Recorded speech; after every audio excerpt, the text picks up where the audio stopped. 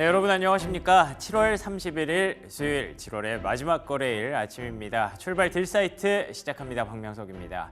아침에 일어나서 또 엔비디아, 또 테슬라 하고 좀 걱정하신 분들 좀 많을 것 같습니다. 엔비디아와 테슬라가 또 급락하는 과정이 간밤에 나타났기 때문에 오늘 또 반도체랑 2차 전지 또 어렵겠구나. 국내 증시 이제 정말 뭐 팔고 떠나야 되나 이런 고민들 하고 계실 텐데 그럴 때 마침 맞게 또 긍정적인 소식이 또 시간 외에서 나왔습니다. 마이크로소프트와 AMD의 실적 발표가 있었는데요. 마이크로소프트는 급락 중이지만 AMD가 급반등하면서 AI 관련주들, 반도체 관련주들을 다 같이 끌어올려주고 있습니다. 이 내용들 종합해서 브리핑 뉴욕에서 한번 정리해 보시죠. 자, 오늘 일단 마감 상황부터 정리는 해봐야겠죠. 보시는 것처럼 다우지수는 0.5% 상승했습니다만 나스닥 지수가 1.3% 하락했습니다. 17,141선까지 내려왔고요.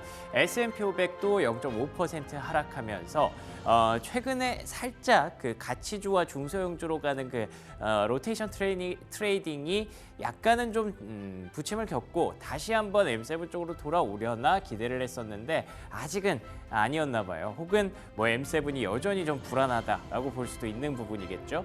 그래서 그 흐름이 그대로 종목단에서도 나타났습니다. 엔비디아 7% 급락, 폭락이 나타났고요. 테슬라가 4% 하락했습니다. 사실 뭐 어떤 이유가 있었던 게 아니에요. 그래서 제가 조금은 이렇게까지 해야 되나라는 생각도 들고 이러면 이제 실적 시즌에 조금 다른 모습을 보여줄 수도 있으려나 그런 기대감도 나오는 건데 차익 실현 말고는 특별히 어떤 문제가 생겼다거나 수사할 배경이 없었습니다. 뉴스가 없었고요. 테슬라는 그 전날 좀 많이 오르다 보니까 시장이 좀 하락하는 과정에서 M7들에 대한 기술주에 대한 어떤 투자 심리가 악화됐었고 그 흐름을 그대로 또 받으면서 하락했다라고 보시면 될 것 같은데요.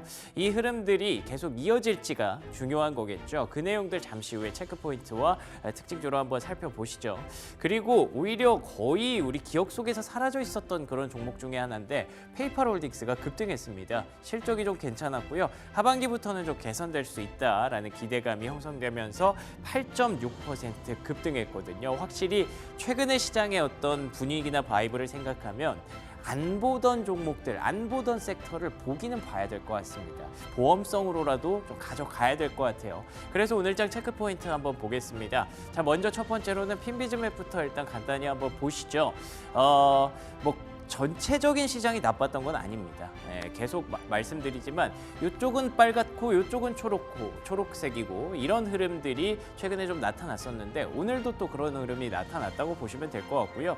엔비디아, 브로드컴, 퀄컴 다 같이 급락하는 과정에서 반도체 그리고 또 일라이릴리도 좀 빠졌습니다. 머크의 실적이 좀 안 좋았어요. 사실 머크 같은 경우에는 조금 걱정이 되죠. 왜냐하면 그 이제 알테오젠과 바로 연결되는 그런 종목이기 때문에 어제까지 알테오젠 급등했었는데 머크 실적과 주가 흐름 잘 챙겨 보셔야 될 것 같고요. 자, 그리고 테슬라도 4% 급락이 나왔습니다. 그러니까 국내 증시 투자자분들이 그리고 서학개미분들이 제일 좋아하는 반도체 2차 전지, 제약바이오 이쪽에서 좀 문제가 일어났어요. 이건 좀 뭔가 진짜 음모론을 제기해도 이상하지 않은 것 같기는 한데 어찌됐든 여기서 가져야 되는 교훈은 이쪽만 지금 볼 거는 확실히 아닌 것 같습니다. 그래서 다른 종목들 조금 손이 안 가더라도 통신주, 금융주 요즘에 흐름 괜찮잖아요. 이런 종목들 가치주 단에서 확실히 가져가야 되는구나. 분산 투자가 이래서 중요하다고 얘기를 하는구나 라는 생각을 좀 하게 됐고요. 이에 대해서 시장에서는 월가에서 또 여러 가지 의견들이 나옵니다. 다음 장 넘겨주시면 시장에 돈이 없다라는 얘기가 지적이 나오고 있습니다. 그러니까 S&P 500이 여기까지 올라갔는데 여기서 더 올라가려면 추가 랠리 나오려면 추가적인 유동성이 필요하겠죠. 그런데 지금 시중에 돈이 없다는 건 결국 미국의 소비 심리가 둔화되면서 잉여 현금이 좀 부족하다라는 부분들을 지적을 하고 있습니다. 사람들이 돈이 있어야 주식시장에도 나가고 돈도 투자도 하고 그럴 텐데 그게 지금 먹고 살기도 힘든데 그걸 어떻게 하겠느냐라는 분석인데요. 가만히 생각해 보면 이게 근본적으로 고금리 때문에 오는 거잖아요. 그럼 이번에 이제 금리 인하되면 결국 해결되는 거 아닌가라는 생각이 또 들더라고요. 그래서 다음 장 넘겨주시면 시장에 걱정이 너무 많다라는 의견도 또 나오고 있어요. 상승장에서 이 정도의 조정은 당연한 건데 너무 시장이 급하게 오다 보니까 화들짝 놀란 그런 느낌이다라는 분석이고요. 여기 보시면 73% 이게 어떤 의미냐면 시장을 연도별로 분석을 했을 때 0에서 10%총 1년 동안 10% 하락한 게 13%, 그리고 10에서 20% 빠졌던 게 7%, 20% 이상 폭락했던 게 6%. 확실히 2008년이 저기 들어가 있네요. 이거 다 합치면 26% 정도 되거든요. 그러니까 결국 한 해 동안 났을 때 수익률이 마이너스를 기록했던 건 26%밖에 안 된다. 73%가 상승했는데 지금 이렇게 좋은 상반기 상승장에서 이 정도의 조정을 뭐 감수해야 된다. 크게 걱정할 때가 아니다라고 얘기를 하고 있는 거고요. 그리고 이건 투자 심리입니다.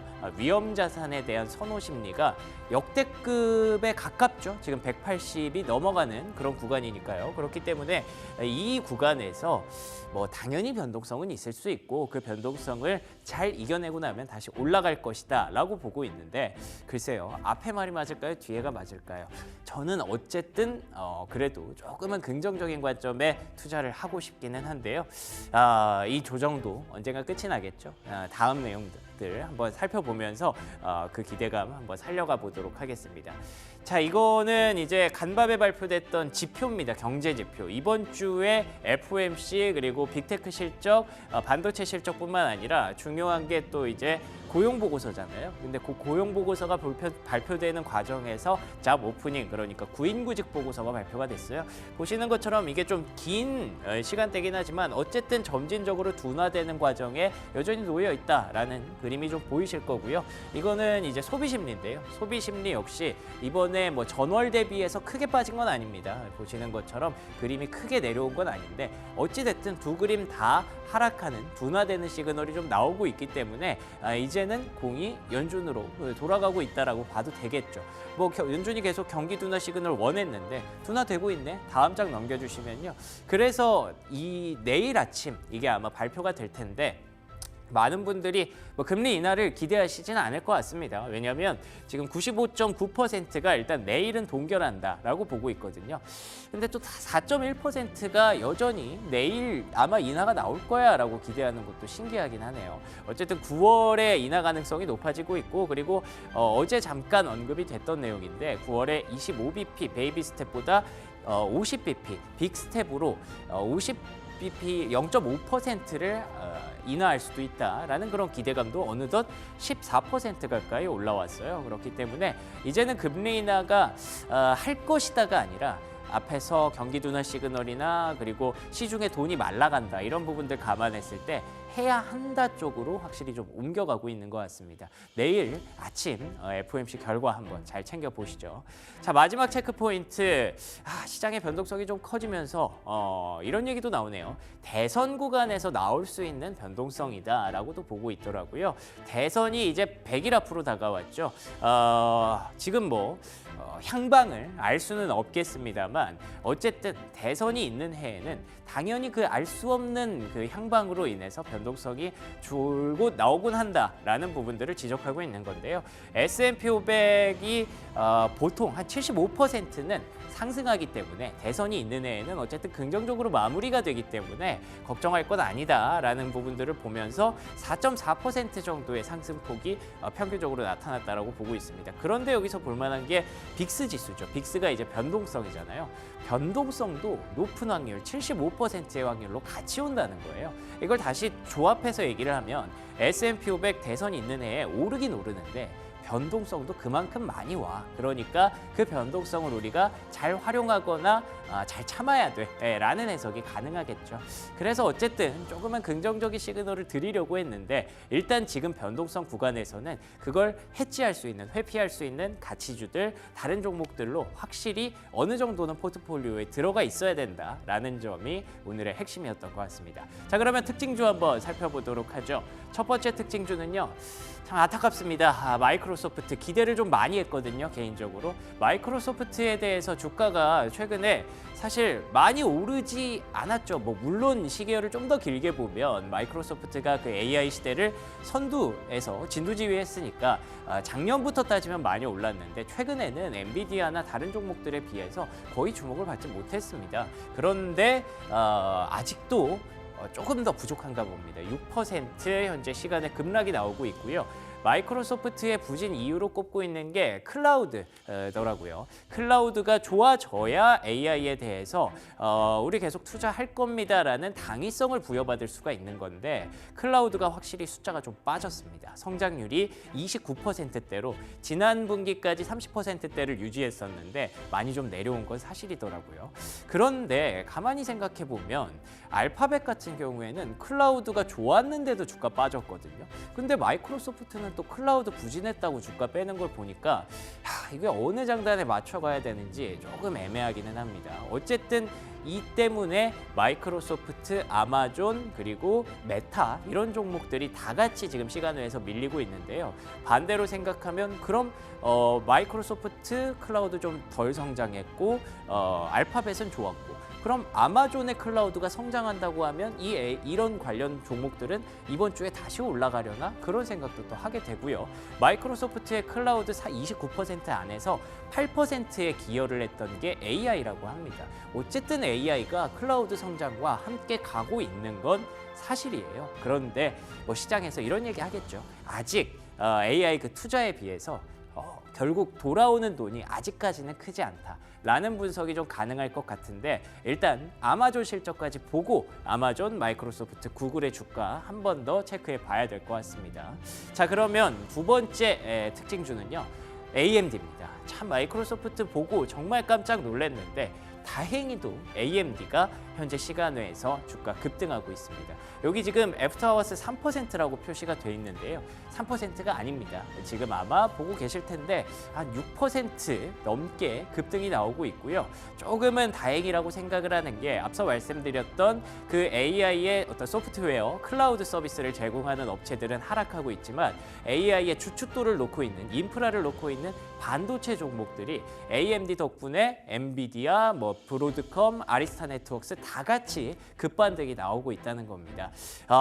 제가 조금 걱정했던 건 AMD가 이번에 데이터 센터향 매출이 2배가 났대요. 그러면은 어쨌든 그 엔비디아와 경쟁하고 있는 그 MI300 칩, 그러니까 엔비디아의 B100, B200 이것과 AI 칩이 경쟁 중이잖아요. 근데 엔비디아가 워낙 독점적이니까 AMD가 계속 판로를 지금 개척하고 있는 건데 그게 2배 났으면 엔비디아가 그럼 2배 뺏겼으니까 좀 하락하려나 그 부분을 걱정했었는데요. 다행히 다 같이 올라가고 있어서 그만큼 반도체가 좀 많이 빠졌었고 이제는 AMD가 다시 시동을 좀 걸어줄 수도 있겠다라는 기대감이 좀 나오고 있는 것 같고요. 결국 돌고 돌아서 어떤 얘기냐면 앞에 마이크로소프트 빠지고 엔비디아와 AMD는 상승한다. AI가 아직까지 소프트웨어에 돈을 벌어주지는 못한다는 거죠. 그러니까 아직까지는 반도체 인프라를 잘 쌓는 구간이고 아직 성숙기가 아니잖아요. 그러니까 성장기에는 지금 인프라 이런 종목들이 실적 시즌에는 돋보일 수밖에 없다. 그래서 오늘은 반도체 업종 조금은 기대해봐도 좋을 것 같습니다. 다음 장 넘겨주시면요. 엔비디아에 대한 걱정들도 좀 많은데 그 부분들에 대해서 이제 기술적으로도 분석을 많이 하더라고요. 이게 200일선 위쪽에서 이렇게 계속 올라가고 있잖아요. 200일선에 아직 이만큼이나 폭이 남아 있습니다. 그렇기 때문에 이 종목 이 정도의 조정 가지고 우리가 위기다라고 볼 수는 없다는 그런 분석이고요. 그리고 여기에서 이제 96달러 레벨에서는 어느 정도 지지권이 안정적으로 확보가 돼 있으니까 만약에 100달러 하회하면 그때부터는 매수 구간이 될 수 있다라는 분석인데 지금 103달러에서 반등이 나오고 있는 거거든요. 그래서 일단 조금 더 하락폭을 열어는 놔야겠습니다만 이번에 얼마나 더 올라갈 수 있는지 잘 챙겨 보시기 바랍니다. 그리고 무엇보다도 여기 아래쪽에 보시면 이 변동성, 볼러털리티 이게 빅스잖아요. 변동성이 거의 최근까지 다 올라왔기 때문에 최근에 고점까지 다 올라왔기 때문에 그리고 거래도 좀 줄고 있죠. 지금 이렇게 하락하는 구간에서 거래가 주는 건 긍정적인 신호입니다. 하락하면서 거래가 폭증하면 그때부터는 막 패닉 매도가 나오는 건데 지금은 그게 아니기 때문에 서서히 변동성이 좀 완화되는 구간으로 기대해 볼 수가 있겠죠. 지금부터 반도체가 다시 한번 일어날 수 있을지 앞으로 전망 잘 살펴보시기 바랍니다. 자, 마지막 특징주 하나만 더 보고 마무리하죠. 시간 외에 실적을 발표하고 상승하고 있는 종목이 하나 더 있습니다. 바로 스타벅스인데요. 지금 2% 넘게 반등이 나오고 있는데 보시는 것처럼 주가가 너무 안 좋았습니다. 그랬기 때문에 실적이 좀 안 좋았음에도 불구하고 주가가 반등하고 있는 건데 어쨌든 실적이 좋으면서 주가가 반등하면 이것보다 더 훨씬 더 올라갈 수 있었겠죠. 그렇기 때문에 뭐 큰 기대감이 있는 상황은 아닌 것 같고요. 어쨌든 이 정도에서는 어느 정도 지지권이 좀 마련이 되고 있다. 하반기에는 소비 심리가 어떻게 나타날지 과연 스타벅스의 주가 그리고 이외의 소비주들의 주가도 한번 잘 챙겨보도록 하시죠. 저는 그러면 잠시 후에 프리미엄 미국 주식으로 인사드리겠습니다.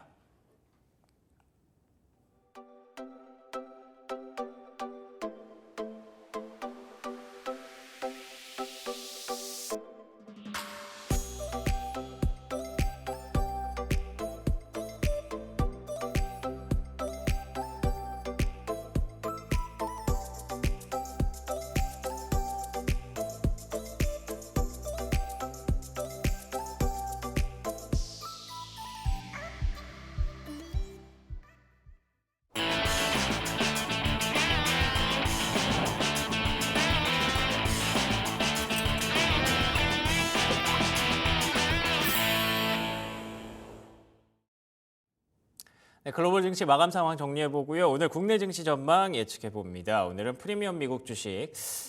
이분이 왜 여기서 나와 생각하시는 분들도 계실 것 같아요. LS증권 염승환 이사 나오셨습니다. 안녕하십니까? 네, 안녕하세요. 네, 안녕하십니까. 굉장히 바쁘신 걸로 알고 있는데 네. 우리 새벽부터 이렇게 함께 해주셔서 감사드립니다. 네네네. 예. 그런데다가 하필 또 오늘 이렇게 좀 다양한 종목들의 실적이 발표되고 교차되는 구간에서 또 나와주셔서 이사님의 어떤 인사이트가 굉장히 궁금하신 분들이 많을 것 같은데요. 일단 간밤에 뉴욕 증시 마감 상황부터 정리해 봐야 될 것 같습니다. 아무래도 엔비디아, 테슬라 이런 종목들의 급락이 좀 신경 쓰이더라고요. 어떻게 보셨어요? 사실 이게 7월 들어와서 계속 이어지고 있거든요. 그러니까 뭐냐면 엔비디아만 빠지는 게 아니라 이제 그 빅테크라 그러죠, 소위. 그래서 매그니피센트 7개 기업이 사실 뭐 올해 상반기에 너무 압도적인 성과를 냈는데 그거랑 반대급부로 S&P 493개는 소외받고 있었는데 그렇죠. 이게 갑자기 하반기 되자마자 완전히 분위기가 바뀌어 버렸어요. 그래서 오늘도 보시면 나스닥은 급락을 했는데 다우는 올랐고 다우가 보통 이제 경기 민감주가 좀 많은 편이고 오늘도 러셀 2000 지수는 또 올랐거든요. 그러니까 이게 미국 증시가 전형적인 약세장이면 다 빠져야 돼요. 근데 지금 보면 빅테크는 빠지는데 오히려 못 올랐던 소외주들은 또 올라가는. 그러니까요. 예, 그러니까 한마디로 시장이 위는 열기 어려워요. 왜냐하면 빅테크가 가야 위가 열리는데 위는 좀 막혀 있는 상황인데 크게 무너지진 않는 거죠. 그러니까 미국 증시는 한마디로 아직까지는 뭐 무너졌다. 이게 뭐 엔비디아 갖고 계신 분들은 걱정이 될 수밖에 없어요, 사실은. 그렇죠. 네 계좌가 자꾸 빠지니까. 예, 근데 상반기는 어쨌든 그 너무 압도적인 성과를 냈고 지수도 그걸 따라갔지만 하반기 분위기는 지금 오늘도 그렇지만 완전히 좀 반대로 지금 흘러가고 있기 때문에 시장이 무너졌다 막 이렇게 그런 걱정보다는 시장의 색깔이 좀 많이 바뀌어가고 있구나. 그러니까 한마디로 엔비디아나 빅테크를 많이 투자했던 자금들이 실제 지금 이미 빠져나가고 있거든요. 그러니까 그런 것들이 한두 달 안에 뭐 갑자기 또 바뀌어서 엔비디아 또 막 급등하고 이러기는 당장은 좀 쉽진 않아요. 그리고 어제 보셨지만 어제 하이닉스도 그것 때문에 빠졌지만 엔비디아 칩을 애플이 안 쓴다. 이 뉴스가 이제 보도가 됐잖아요. 그랬죠. 그게 또 오늘 엔비디아 주가에도 좀 악재로 일단 작용을 좀 하지 않았나. 왜냐하면 언젠가는 엔비디아 칩을 지금은 그 AI 학습을 하는데 90% 이상이 엔비디아 칩을 쓰는데 이 점유율은 언젠간 떨어지게 돼 있습니다. 이건 기정사실인데 어쩔 수 없죠. 그게 이제 애플 그 논문이 공개되니까 예. 이거 생각보다 좀 빨라지나 시장이 좀 걱정을 하는 것 같아요. 엔비디아 이제 투자했던 분들이. 그래서 그런 경계감과 더불어서 또 한 가지 이유는 지금 엔화가 갑자기 좀 강세로 지금 가고 있잖아요. 그러게요. 그 엔캐리 트레이드가 이제 마무리되면 또 변동성이 일어날 수 있다라는 얘기들이 있더라고요. 네, 그러니까 이제 오늘 BOJ가 열려서 이제 금리를 결정할 텐데 금리 인상 얘기가 좀 갑자기 또 지금 들리기 시작을 하고 있어요. 예, 그러면 엔화는 더 강해지고 이 엔캐리 트레이드를 하면서 엔화를 매도치고 사실 빅테크를 좀 샀다고 하더라고요. 이걸 팔고 반대로 산 거죠. 빅테크는 너무 좋으니까. 그러네요. 근데 이게 공식이 깨져버리죠. 지금 엔화 그러네요. 강세로 가면. 네. 그러면 엔화를 사야 되거든요. 그러네요. 그럼 샀던 이제 빅테크를 팔아버려야 되는 거죠. 그러니까 이런 것들이 수급적인 요인도 좀 교차돼 있는 것 같아요. 지금. 그래서 지금 시장에서는 엔비디아만의 문제는 아니고 그동안 쏠렸던 이 기술주에서 일단 자금들이 빠져나오는 이런 신호들이 계속 나오고 있어서 좀 이 부분이 당장 해소되기는 좀 쉽진 않고요, 사실. 그래서 지금 미국 증시의 하락 흐름은 이런 부분, 그러니까 엔비디아에 대한 약간의 이제 점유율 하락 걱정, 거기에 너무 올랐다는 부담감, 그리고 중소형주의 상대적인 매력, 또 거기에 엔캐리 트레이드까지 예. 좀 겹쳐서 좀 복합적으로 좀 미국 증시가 좀 약간 혼란스러운 상황으로 그러네요. 좀 가고 있는 것 같습니다. 그래서 저도 간밤에 엔비디아가 뭐 계속 낙폭을 좀 확대하길래 배경이 도대체 어디서 찾아야 될지 아무리 찾아도 뭐 특별하게 이거다 싶은 게 없더라고요. 네. 그러니까 이게 그럴 때는 보통 이제 복합적인 이유가 있을 경우가 많은 것 같고요. 말씀하셨던 대로 이제 수급적인 어떤 문제도 시장에 조금 작용을 하면서 지금 엔비디아가 7%가 넘게 낙폭이 좀 떨어지고 말았습니다. 아무래도 지금 이번 주가 너무 핫한 그런 이슈들이 많아서 그런 이슈들 전에 조금 차익을 좀 덜고 가는 그런 심리도 작용을 했던 것 같고요. 그런데 이제 장이 종료되고 나서 그래도 조금 엔비디아가 반등을 하고 있는데 네. 거기에 아마 AMD의 급반등 배경이 조금 있지 않나 싶습니다. AMD가 현재 시간외에서 7.6% 급등하고 있거든요. 네. 근데 사실 AMD랑 엔비디아는 경쟁사잖아요. 네. 근데 또 이렇게 같이 올라가는 거 보니까 어떻게 해석을 해야 될지 좀 궁금하더라고요. 사실 이제 언젠간 AMD도 점유율을 어느 정도 확보를 하겠죠. 할 예. 텐데 중요한 건 지금 시장에서 이제 또 최근에 뭐 엔비디아뿐만 아니라 빅테크가 좀 빠졌던 이유가 AI로 돈 버는 회사는 엔비디아밖에 없는 것 같다. 이제 이 얘기가 나온 게 AI를 학습을 해서 그걸 통해서 이제 서비스를 제공을 하잖아요. 그렇죠. 근데 이제 학습을 하기 위해서 엔비디아 칩이 필요한데, 그러니까 엔비디아는 돈을 많이 벌었죠, 실제. 그렇죠. 근데 그걸 활용해서 돈 버는 기업이 아직 없어요, 별로. 오픈 AI도 맞아요. 매출은 나오는데 적자거든요. 예. 돈이 너무 많이 드니까. 그러니까 이제 시장에서 저번에 지난주 구글 실적 발표도 그렇고 도대체 너네들 그걸로 투자는 많이 하는 건 알겠는데 AI로 언제 돈 벌어줄 거냐. 그렇죠. 이걸 지금 원하는 건데. 언젠간 벌 텐데 네, 그럼 도대체 맞아요. 언제냐. 예. 그래서 이제 투자들은 인내심이 조금 이제 한계에 좀 다다랐던 것 같아요. 근데 오늘 사실 지금 마이크로소프트도 실적 발표했는데 그니까요. 같은 내용이에요. 네. 마이크로소프트 지금 주가 급나가잖아요. 급락세 나오고 네, 있습니다. 근데 그 이유 중에 하나가 마이크로소프트의 실적이 나빠서가 아니라 네. 이제 핵심인 클라우드가 좀 꺾였고 약간 기대 이하인데 예상보다 지출은 또 더 한다고 지금 발표가 된 거예요. 그 얘기는 뭐죠? 구글과 똑같아요. 투자를 줄일 수는 없다.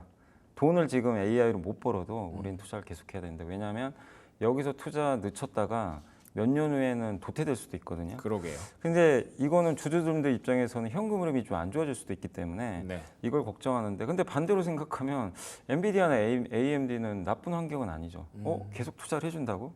이게 제일 걱정하는 게 투자 줄여버릴까 봐 걱정하는 거거든요. 근데 지금 지금 마이크로소프트도 방금 얘기를 했고 AMD도 이번에 이제 실적 지금 나온 거 보니까 네. 투자를 좀 많이 하는 것 같다. 특히 이번에 데이터 센터 매출이 2배나 증가했다고. 맞습니다. 네, 네. 공개가 됐거든요. 그러니까 이거는 엔비디아한테도 어쨌든 호재인 거죠. 빅테크가 투자를 계속 하는 지금 시그널들을 그러네요. 보여주는구나. 그러니까 AI 안에서 누가 돈을 벌고 있고 누가 돈을 더 써야 하는지를 마이크로소프트와 AMD의 주가가 좀 보여주는 거죠. 보여주는 건데 이제 시장에서는 엔비디아도 근데 그렇게 좋은데 왜 지난주부터 빠졌냐, 투자를 계속 한다는데 이제 그런 연결고리 생긴 거죠. 근데 이 고객이 돈을 못 버는데 언제까지 투자를 하겠냐, 이제 이 우려가 커졌던 거예요. 그것도 그때는. 맞죠. 네. 그럼 엔비디아에 언제까지 돈을 줄 거냐, 그러네요. 이걸 이제 걱정하기 시작했던 거예요. 근데 오늘 또 AMD 실적을 보니까 그래도 어쨌든 지금 너무 투자는 하겠네. 계속 하겠구나. 네. 그러니까 좀 너무 먼 미래까지 걱정하지 말고 AMD의 실적을 통해서 이제 이런 것들이 좀 더 확연하게 좀 이제 되다 보니까 좀 엔비디아 주가에도 좀 영향을 주는 것 같은데, 그래서 어쨌든 지금 시장에서는 이 두 가지가 첨예하게 대립하는 것 같아요. AMD뿐만 아니라 뭐 엔비디아 같은 회사들은 좋을 수 있지만 투자는 계속할 텐데, 결론은 뭐냐면 이 사이클이 오래 가려면요, 어쨌든 구글이든 뭐 메타든 뭐 마이크로소프트는 AI로 뭔가를 보여줘야 돼요, 사실은. 돈도 벌어야 돼요. 네, 그러니까 그거를 빨리 보여주면 엔비디아도 좋고. 그렇죠. 근데 그게 이번에 전기차랑 똑같아요. 전기차 잘 될 거 누가 모릅니까? 근데 그렇죠. 속도가 늦어져 버리니까 예. 배터리 주가 폭락을 해버렸잖아요. 네. 그러니까 그런 것처럼 이 AI로 뭔가 서비스를 빨리빨리 좀 개선을 해서 뭐 매출이나 이런 걸 보여주는 모습이 좀 빨라지면 뭐 지금 엔비디아 갖고 계신 분도 너무 걱정할 필요 없는데 이게 점점 늦어지면 그렇죠. 네. 이제 주가 회복까지는 시간이 또 많이 걸릴 수도 있는 거죠. 그래서 참 되게 좀 지금은 약간 이런 것들이 혼재돼 있어. 심리가 네, 되게 쉽지는 예민하네요. 않은 것 같아요. 네, 예. 쉽지는 않은 것 같아요. 우리가 또 그리고 전기차의 그 캐즘 논란을 또 받다 보니까 예. 더 이게 또 민감하게 다가오는 것 같은데 처음에 저는 전기차 캐즘 얘기할 때 캐즘이라는 얘기까지 나와야 되나 싶었는데 예. 지금은 아예 진짜 기정사실이 맞아요. 됐어요. 예. 예, 그런 것처럼 AI도 뭔가를 좀 더 보여줘야 된다는 그런 심리가 조금은 투자자들의 어떤 마음들을 조금씩 헤쳐놓고 있는 것 같습니다. 이럴 때 그래도 좀 잡아주는 종목이 포트폴리오에 좀 필요할 것 같은데 간밤에 보면 뭐 스타벅스라든지 아까도 말씀하셨지만 가치주 영역의 반등세는 계속 이어지더라고요. 이쪽에 대해서는 어떻게 평가하고 계세요? 저는 8월까지는 아무래도 이쪽 빅테크보다는 이쪽으로 좀 북해 보는 게 다른 게 아니라 이제 6월 아마 중순 넘어선가 말경에 이제 뭐 여러 가지 보고서들도 나왔지만 블룸버그에서 나왔던 데이터 중에 하나가 뭐냐면 하반기 그러니까 2분기부터 S&P 493개 그러니까 EPS라고 주당 순이익 증가율이 예. 드디어 플러스로 전환이 돼요. 그렇더라고요. 1분기는 마이너스였거든요. 근데 아시겠지만 빅테크는 막 성장률이 50% 나와요. 그랬죠. 그러니까 당연히 상대가 안 되죠. 예. 근데 주식시장은 방향을 보셔야 돼요. 근데 빅테크의 성장률은 50, 40, 30, 4분기에 아마 20까지 떨어질 거예요. 근데 성장은 많이 하죠, 여전히. 근데 율이 이제 둔화되는 거고, 그다음 S&P 493개는 마이너스 1에서 시작을 해가지고 이번 분기에 소폭 플러스로 전환되고 4분기에 10%까지 올라가요. 예. 그러면 투자들의 시선은 이 거기가 더 좋아지는 좋아 쪽으로 보이죠. 보여요. 예. 그러니까 항상 그런 걸 이제 보셔야 되는데 그걸 보고 나니까 좀 약간 쉬어갈 수도 있겠구나 생각을 했는데 이렇게 엔비디아가 너무 좀 급하게 빠질 거라고 저도 생각을 그러게요. 못했는데 예. 결국 그런 데이터들이 나오다 보니까 거기에 또 이런 노이즈도 많이 껴 있잖아요. 최근에 엔캐리까지 겹치니까 이런 게 더 확대 해석이 되면서 더 급하게 이쪽이 빠지고 러셀 2000이나 다우지수는 오히려 좀 선전하는 그런 모습인데 이 구도가 지금 뭔가 분위기가 바뀐 만한 재료는 나온 건 없거든요. 아직은. 그렇죠. 예, 예. 그렇기 때문에 결국 저는 한 8월까지 8월에 그 말에 8월 마지막 줄 거예요. 그때 엔비디아 실적 발표. 그때까지는 이 구도가 저는 조금 더 이어지지 않을까. 그래서 당분간 좀 빅테크는 좀 힘들 수는 있다. 그러나 AI 사이클이 저는 끝났다고 생각은 안 하거든요. 아직. 그렇죠. 그리고 미국의 금리 인하도 시작될 거고, 그럼 결국엔 이 시점은 저도 잘 모르지만 다시 또 빅테크가 또 부상할 시기는 저는 온다고 생각해요.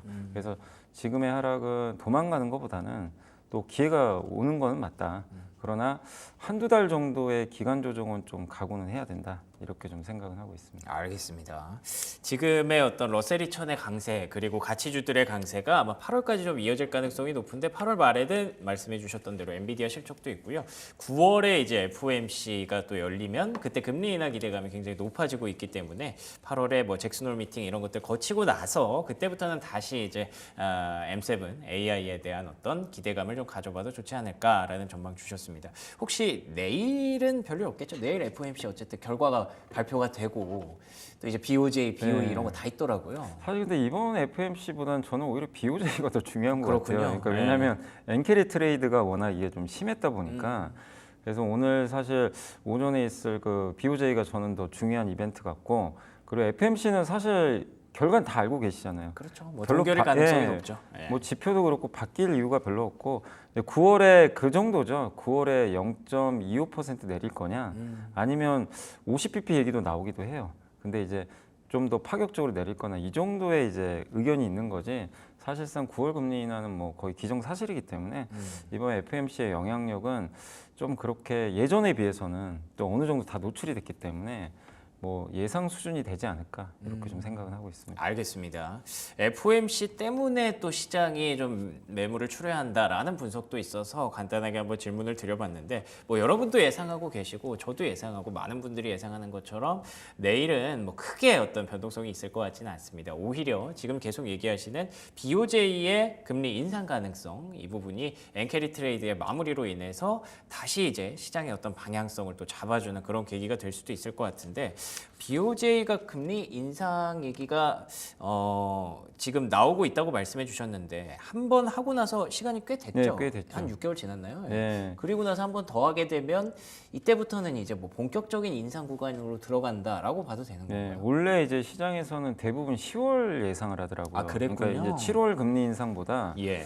10월 예상을 많이 하던데, 근데 오늘 외신 보도들이 좀 나온 걸 보니까 아니 오늘 올릴 수도 있다. 이 보도들이 갑자기 나오기 좀 시작을 하는 거예요. 그래요? 그러니까 지금 얼마 안 남았잖아요. 그러면은 간밤에 네. 뉴욕 증시 어떤 하락폭이 좀 더 커졌던 것도 이해가 좀 되네요. 네, 그러니까 결국 이게 빅테크랑 다 연결이 네, 돼 있다 그러네요. 보니까. 근데 만약에 10월이 거의 기정사실이면 빅테크가 저는 이 정도까지 흔들렸을 것 같지는 않은데, 그러네요. 근데 오늘 갑자기 그런 보도들이 쏟아지다 보니까 아 이번에 진짜 오늘 올릴 수도 있겠구나. 그러면 엔화가 더 강해지는 건 명확한 얘기잖아요. 그렇죠. 그러면 왜 이 말씀을 드리냐면 엔캐리 트레이드를 하려고 투기 세력들이 좀 많이 들어갔어요. 그러니까 엔화 선물 매도를 많이 쳐놨거든요. 사실 뭐 제 주변에도 네. 엔화 사나라 얘기는 엄청 많이 했어요. 근데 예. 이제 엔화가 너무 약하니까 그러니까요. 엔화를 매도 친 사람들은 돈을 많이 벌었죠. 그렇죠. 예. 근데 그게 더 심했거든요. 사실 6월 달에 엄청 났는데 그 이제 엔화가 강해지기 시작하니까 손절을 해야 돼요. 반대로 포지션을 이제 매수로 잡아야죠. 급격한 손바뀜이 일어나요. 네, 그러니까 이게 우리가 보통 작년에 2차전지 기억하시겠지만 주가들이 7월에 이거 생각해도 너무하다 싶을 정도로 폭등한 날이 있었죠. 아, 그때 공매도 이제 손절이 들어간 거죠. 그렇구나. 반대 포지션인 사람들이 네. 사야 되니까. 그러니까 주가가 10% 오를 게 20% 올라 버리는 거죠. 그러니까 마치 지금 엔화도 약간 이제 그런 모습인데, 그래서 여기에 또 금리 인상까지 해버리면 이게 결정타가 돼버리는 거죠, 사실은. 그렇죠. 그래서 네. 그런 걸 좀 걱정하는 이제 투자들이 있다 보니까 지금 미리 또 엔화 그냥 우리 매도 쳐놓고 빨리빨리 좀 사놓자. 다시 그런 이제 포지션이 나오다 보니까 엔화 강세가 조금 더 이어지고 있는 그런 상황 아닌가 싶습니다. 뭐 단기적으로는 엔화의 어떤 영향을 받을 수 있는 기술주라든지 뭐 자동차라든지 이런 쪽에 대해서는 조금은 보수적인 관점이 필요할 수도 있을 것 같고요. 오늘 아침에 뭐 결과가 발표되면 그때 또 방향성이 한 번 더 나오지 않을까 싶습니다. 자, 그러면 국내 증시 전망으로 좀 넘어가 볼게요. 어제 또 반도체가 쭉 밀리는 모습이 있었어서, 그런데다가 2차 전지까지 같이 밀려서 많이들 좀 아쉽다라는 얘기들을 하고 계신데, 아까 말씀해 주셨던 것처럼 뭔가 좀 대안들을 가져가야 될 것 같다는 생각이 들거든요. 8월까지 혹은 하반기까지 좀 끌고 갈 만한 대안들이 좀 있을까요? 저는 이제 개인적으로 지금 이게 똑같아요. 그러니까 반도체는 어쩔 수 없이 엔비디아 따라가니까 예. 8월까지는 좀 부진할 가능성이 있어요. 다만 우리나라 반도체는 먼저 빠졌어요, 사실. 엔비디아보다 훨씬 먼저 빠졌고, 그렇죠. 소부장 기업들 중에는 막 30~40% 빠진 기업들이 정말 많거든요. 그러니까 이미 가격 조정이 거의 다 됐기 때문에 뭐 오늘 엔비디아 충격 때문에 빠진다고 도망갈 필요는 없다고 봅니다. 그래서 오히려 이 똘똘한 반도체 기업들은 저는 담아 가시는 것도 좀 필요하다. 그러니까 이거를 8월에 뭐 수익 나겠다고 사는 것보다는 그건 이제 아니죠. 가을 이후를 대비해서, 그러니까 반도체는 항상 좀 안 좋을 때 투자해야 수익률이 좀 좋거든요. 그래서 예. 그런 걸 좀 염두에 두시고, 다만 이제 우리가 단기적인 시각이나 이제 그 금리 인하 기조를 봤을 때 지금 포트폴리오 구성에선 저는 금리 인하 수혜주는 꼭 넣어야 된다고 좀 생각을 하거든요. 이제 대표적인 게 뭐 증권업종도 마찬가지고, 예. 예, 금리 인하 때 좀 수혜를 받고, 가장 많이 요즘에 이제 떠오르는 게 그 바이오주들이죠. 그렇죠. 그래서 제약 바이오가 지난 3년간 되게 안 좋았거든요. 근데 요즘에 ETF도 보셔서 아시겠지만 거래가 실리고 있어요. 그러니까 돈이 들어온다는 얘기고, 그리고 알테오젠의 어제 주가 급등도 있었고, 예. 거기에 8월 달에는 또 유한양행의 이 FDA, 그러니까 폐암 치료제가 FDA 승인을 받을지는 뭐 우리가 결과는 봐야 되겠지만, 그렇죠. 이제 결과가 나오니까 그런 이벤트도 있고, 또 미국의 정책도 마찬가지죠. 그러니까 신약이 너무 비싸니까 약간 낮춰라. 이건 트럼프도 똑같이 하는 얘기잖아요. 그러다 보니까 바이오시밀러 우리나라가 또 강국 중에 하나잖아요. 그래서 바이오시밀러에 대한 정책적인 이슈도 있는 것 같고, 사실 대통령이 누가 되든 별로 상관이 없는 것 같아요. 그렇죠. 그런 부분. 예.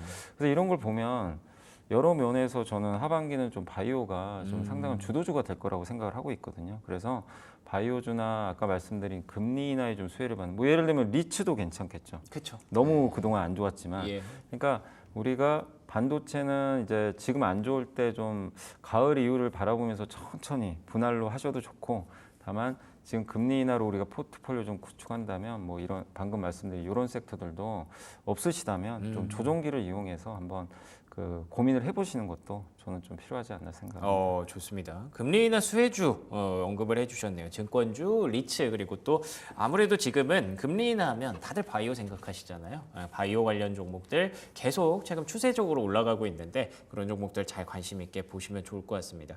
혹시 그 수출주 최근에 조선주, 방산주 이쪽에 대해서는 어떻게 보시는지도 궁금한데. 근데 이 너무 좋죠. 뭐 다들 실적도 좋고 수주도 잘 되고 이렇게 거의 그냥 너무나 이제 좋은 그 조합으로 지금 주가들이 올라가고 있는데 다만 이제 이 좋은 것들이 이미 다 선반영을 다 하고 있고 숫자까지 나오는데 그러니까 이제 주식시장은 항상 그거거든요. 예. 이거보다 더 깜짝 놀랄 만한 뭔가가 계속 나와줘야 돼요. 그렇죠. 그래야 계속 올라가거든요. 그러려면 기대 이상의 실적이 나와야 되는데 이제 실적 시즌 또 끝나가잖아요. 이미 맞아요. 이쪽은 다 네. 발표했기 때문에 그래서 저는 지금 뭐 이걸 또 대체할 만한 대안주가 사실 뭐 마땅한 게 또 만약에 없으면 계속 강하겠지만 또 지금 바이오주들도 부상을 하고 있기 때문에 전 그런 걸 봤을 때는 주가는 견조할 것 같지만 예. 지금 사서 큰 수익을 내기는 좀 시기상 좀 늦은 것 같다. 그래서 이쪽도 마찬가지로 좀 큰 조정 나올 때 얼마 전에 기억하시겠지만 화장품주들 한번 확 빠진 적 있죠. 예. 그리고 다시 올라갔잖아요. 맞아요. 이제 그런 것처럼 이쪽 섹터도 그런 게 나올 때 그럴 때 기다렸다가 접근하는 게 저는 필요하다고 생각을 합니다. 알겠습니다. 이게 뭐 각자의 투자 성향에 따라 조금씩 달라질 수 있을 것 같기는 한데요. 지금 강한 종목들을 트레이딩 하시는 분들도 있을 것 같고 오히려 반도체 빠져 있을 때 지금 좀 가져가시는 분들도 있을 것 같다는 생각이 들어요. 그렇지만 역시나 핵심은 금리 인하에 대한 기대감, 바이오 섹터는 꼭 좀 챙겨가자라는 말씀 전해주셨습니다. 지금까지 LS증권 염승환 이사와 함께했습니다. 오늘 좋은 말씀 고맙습니다. 네, 그러면 이어서 국내 증시 전망으로 넘어가도록 하겠습니다. 브리핑 서울 오늘은 조은종 캐스터가 함께합니다.